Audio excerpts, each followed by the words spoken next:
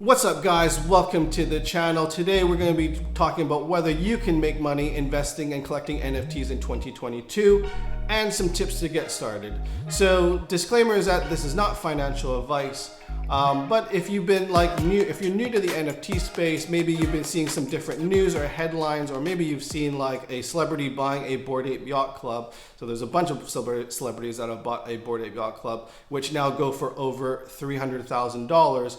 The crazy thing is that those actually just launched in May 2021, so in less than a year. And when they first launched, they were probably $300-400. So that is obviously a ridiculous return, and I definitely say that is not typical. Bored Ape Yacht Club at this point is one of the kind of pioneers in the NFT space.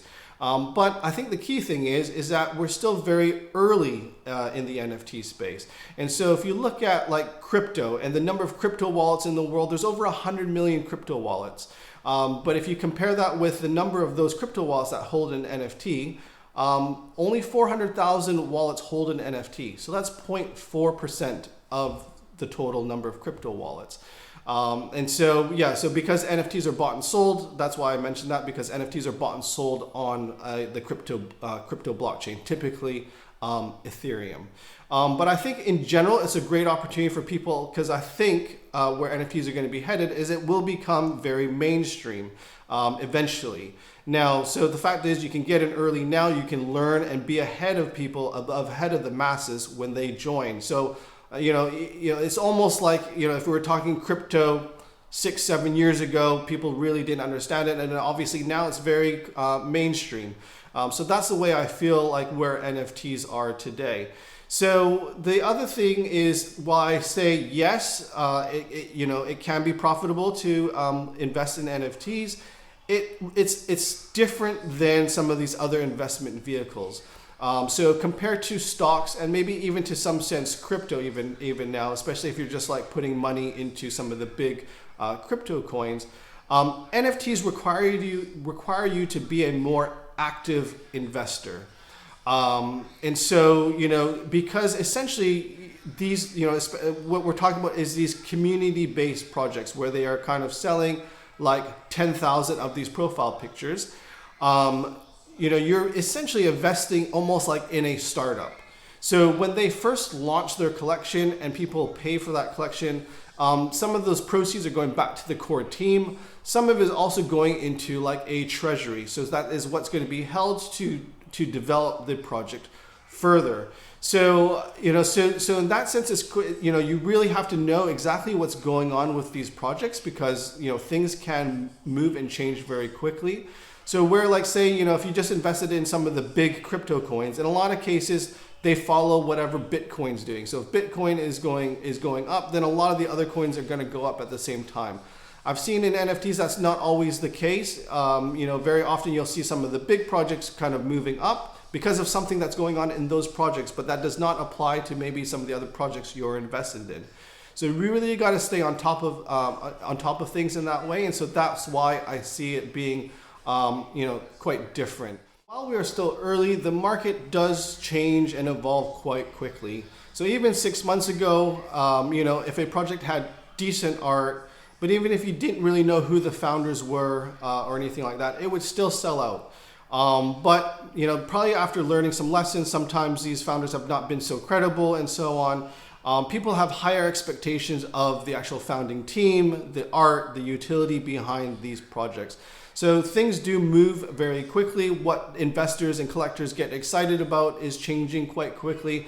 So you've got to really stay on top of these type of trends. 3 tips on how to get started with NFTs.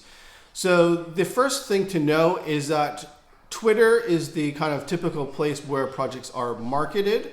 And then Discord is where these communities come together. So the Discord will be run by the actual NFT team. They will share all the announcements, all the sneak peeks of the project that they're going to be launching in the future, and so on. And so what I would say is to try to get into some Discord alpha communities. Alpha being they are kind of sharing kind of early insights into projects. They're talking about NFTs and stuff all the time. So a couple I'd say just to get started One would be the Brett Way Discord. I'll include a link in the description. So Brett Malinowski, he's a influencer in the NFT space. He launched the Magic Mushroom Clubhouse. So this is just a great group to kind of get in. And again, so what I'm saying is to kind of learn about NFTs by getting into some of these groups. Furu's Mint Club is another one I can recommend. These are both free to join. And just to kind of get involved in these communities. And so what you're trying to do is really see like, okay, is there some projects that people are excited about, that people are sharing some information about early?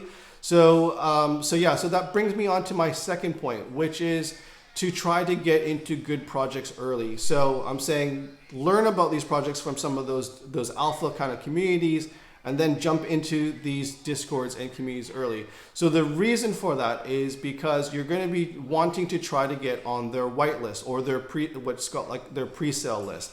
And so getting into these communities will be your best opportunity to try to get one of those, because what will happen is they'll typically have a pre-sale period and a public sale period.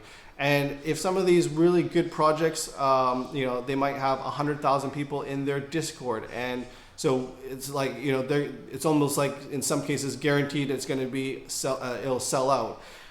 And so the public sale can be very hard to get in on. They might sell out very, very quickly. You might miss out on that opportunity. Whereas the whitelist or the pre-sale guarantees you a spot. And so getting into these Discords communities early, you're going to have opportunities either through engaging in the Discord chat.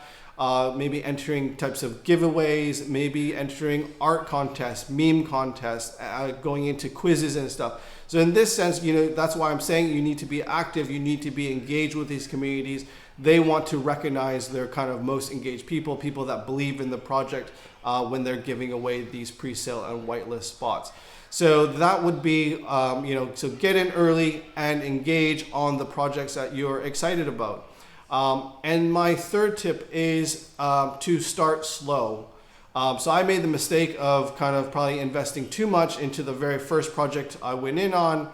That one ended up not turning out so well, and so that zapped a bunch of my liquidity right from the get-go. So my advice is to start slow as you learn about how these projects work and how these life cycles work. And so if you can get on that pre-sale list, maybe they allow you to buy one or two. You can do that, and just kind of see how these the life cycles go, because there will be a period when you first buy the NFT where you don't see which one you have.